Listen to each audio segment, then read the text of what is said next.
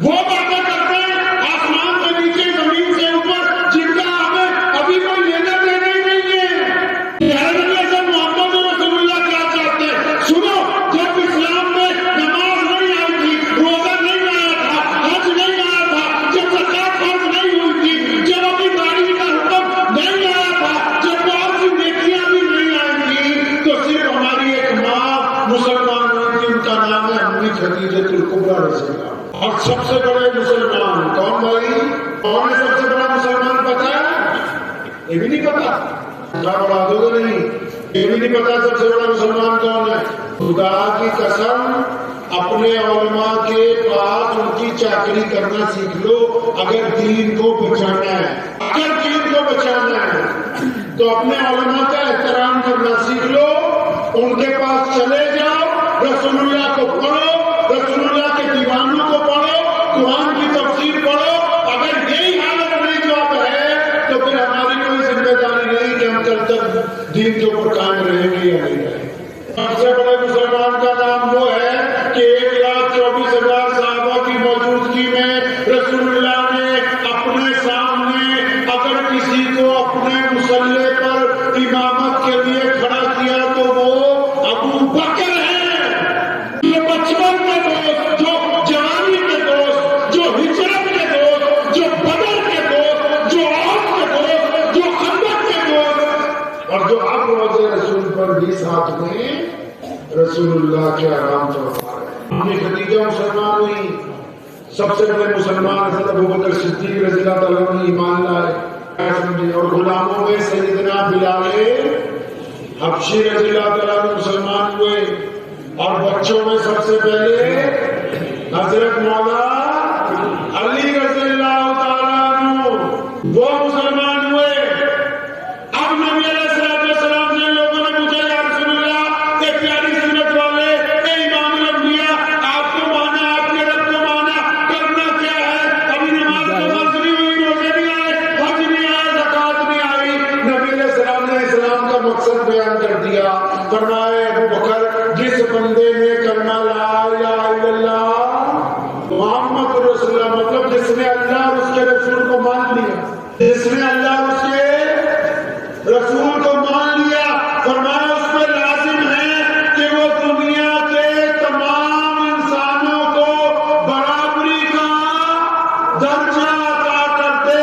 یہ مقصد ہے نبی علیہ السلام کا کہ تمام کائنات کے لوگوں کو رسول اللہ نے برابری کا. مسلمان ہے نا, رسول اللہ نے ہمیں سمجھایا. کیا سمجھایا؟ اگر کوئی غیر مسلم ہم سے گلے ملے گا تو جائز ہے, اگر ہم اس کے برتن میں کھانا کھائیں گے تو جائز ہے, اگر ہم اس کے ساتھ معاملہ کریں گے تو جائز ہے. رسول اللہ نے ہمیں سمجھایا کہ گورا کالے پر, کالا گورے پر, امیر غریب پر کوئی اہمیت نہیں رکھتا. یہ مقصد اسلام ہے کہ ایک اللہ کی عبادت اور نبی علیہ السلام کے اوپر ایمان لانے والے پہ لازمی ہے کہ دنیا کے تمام لوگوں کو, خواہ وہ کسی بھی مذہب سے تعلق رکھتے ہوں, ان کے ساتھ برابری کا درجہ کرے, ان کو اپنے سے چھوٹا. کتنا آسان ہے. ہم اس کے بارے میں اطلاع رکھتے ہوئے اسلام تو نبی علیہ السلام نے 2 لفظوں میں ہی بیان کیا. ہمارے پیارے نبی علیہ السلام نے اس بات کو دنیا کے سامنے کھول کے بیان کیا. بلال غلام تھے, فرمایا یہ تو آج سے ابو بکر کے بھائی ہیں, ابو بکر تو شہزادے ہیں. مسجد میں جاتے ہو, کبھی کچھ سیکھتے ہو مسجد سے؟ نماز ہوگی ابھی فجر کی, امام صاحب جب کھڑے ہوں گے نماز پڑھانے کے لیے, پیچھے صفیں بن جائیں گی, پھر تکبیر کہے گا, وہ نیت باندھیں گے, اور نیت باندھنے کے اگر 5 منٹ بعد 2-4 صفیں بند جائیں اور مسجد کے پردھان جی آئیں تو ان کو کہاں پہ جگہ ملے گی؟ بولو کہاں جگہ ملے گی؟ پیچھے ملے گی. اگر 2-4 رکعت ہو گئی, سیم تک لوگ پہنچ گئے, وداعت کی دیر سے آئے تو کہاں کھڑے ہوں گے؟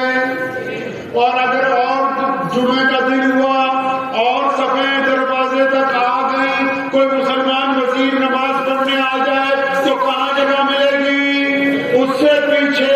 اور اگر اور اس کو دیر ہو گئی اور پھر کوئی بہت طاقتور مسلمان آ جائے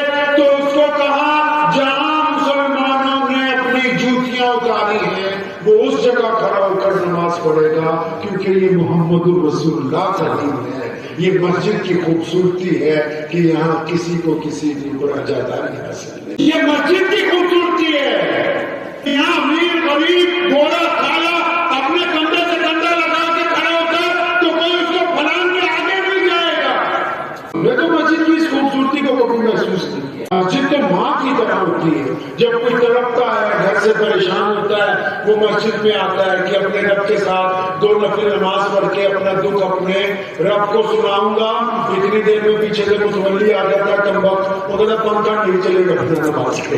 ہمیں تو پتہ ہی نہیں کہ ہم نے مسجد بھی کیوں بنائی، نماز کیوں پڑھ رہے ہیں، روزہ کیوں رکھتے ہیں، کیا اللہ نے ہمیں بھوکا رکھنا تھا؟ نہیں، تاکہ بھوکے جب تم ہو تو تمہیں ایسا لگے کہ میں کچھ الگ کر رہا ہوں۔ اچھا الگ کیا کرتے ہو؟ فرمایا اب تم دیکھتے ہو نا جب کسی کو عورت کی طرف تو آنکھیں جھکا لیتے ہو کیونکہ تم نے روزہ رکھا ہے، اسی لیے تو بھوکا رکھا تاکہ تمہیں یاد رہے کہ تم نے آج اچھے کام کرنے۔